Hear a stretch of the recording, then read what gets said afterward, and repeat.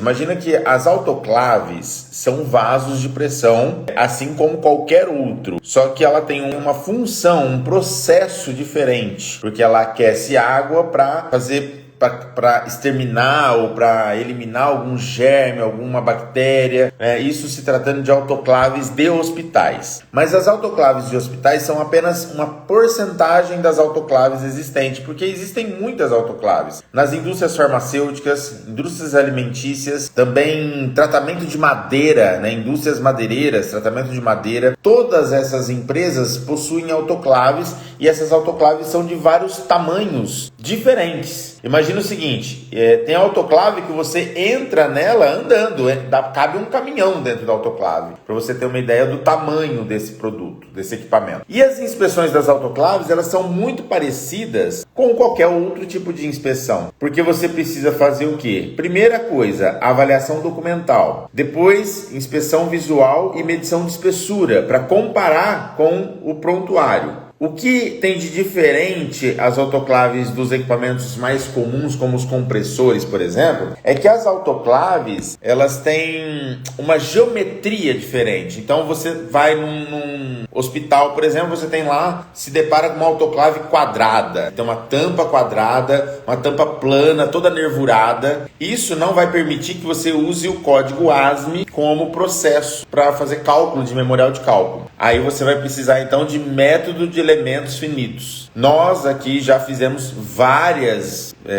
cálculos de autoclaves para regularizar a documentação, que a maioria, infelizmente, dessas autoclaves não tem prontuários. Então, quando você vai fazer a inspeção de uma autoclave e se depara com ela sem nenhum tipo de documentação, ou seja, você vai lá, tem alguns relatórios anteriores de outros engenheiros, mas não tem nenhum tipo de documentação que dê para você comparar as espessuras encontradas com as espessuras mínimas requeridas. E aí? O seu laudo vai ficar incompleto. Isso é risco grave iminente. E para colocar isso em ordem, você precisa, então, reconstituir o prontuário.